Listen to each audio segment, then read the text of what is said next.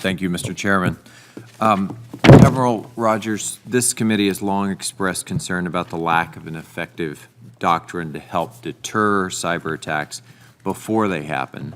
The FY18 NDAA specifically directed the development of a national cyber doctrine. Why don't we have one yet? We've been talking about this for years.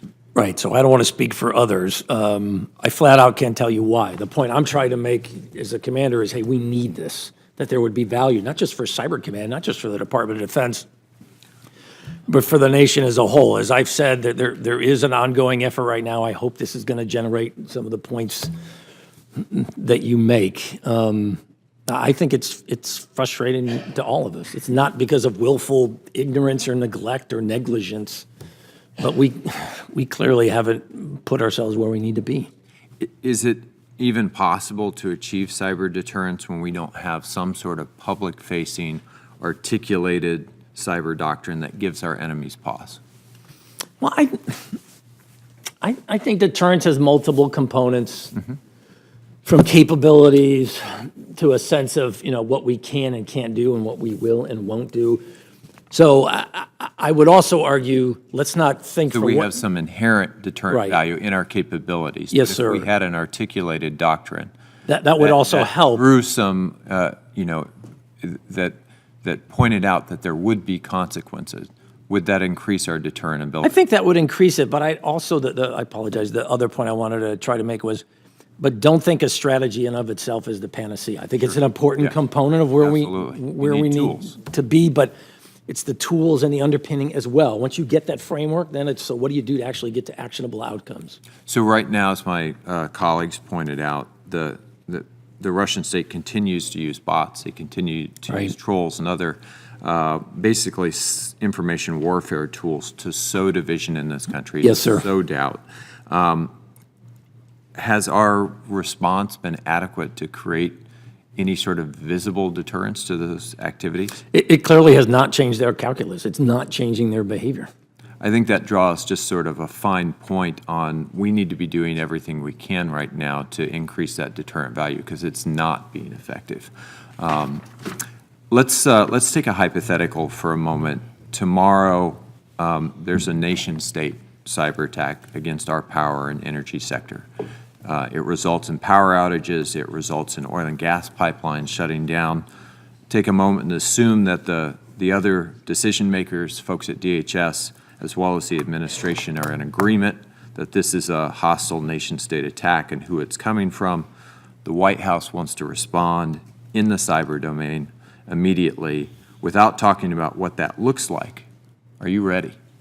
There are so many variables in what you do. So who's the actor? What kind of capability was used? What specific way are we looking to defeat or overcome? It's one of those, I apologize. Are you confident in your tools and your team to be able to respond immediately? The tools are optimized for specific actors and specific, again, I apologize, I don't want to get into the specifics of this. I don't want to give you specific actors, but you know who right, but talking about here. The capabilities are optimized for specific actors and specific configurations in many ways.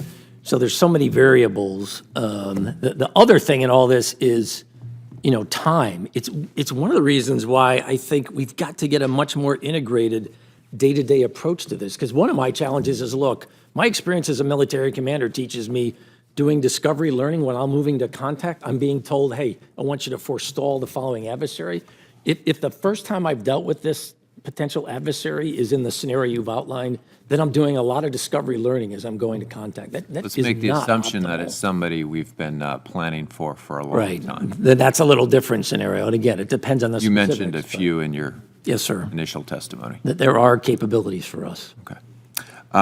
You have talked for years about sort of your top three cyber concerns, critical infrastructure, data manipulation, and attacks from non-state actors.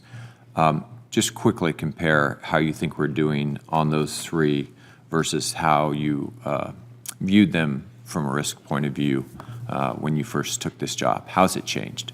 So first, critical infrastructure, there's greater recognition of the problem set, which is good. I'm not spending a lot of time now saying, hey, this is something we need to be focused on, but I would still argue It's uneven. Some segments very advanced, doing some great work. Other segments, not so much. The second area was, I apologize, was data manipulation.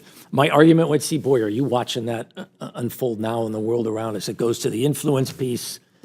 I would argue that has gotten worse because now you've got a major actor, and they're not the only ones in the form of the Russians, who now it's a conscious part of their strategy and they're doing it on a regular basis. So there I would argue we've gotten worse. And the third was? Non-state actors. Non-state actors. That one, that surprised me a little bit in the sense that while and I'm not talking criminal, because I would argue criminal activity is still the greatest single segment of activity from a threat basis within the cyberspace arena. That has not taken off quite as much as I thought it would, to be honest. I'm over my time. I apologize, Mr. Chair.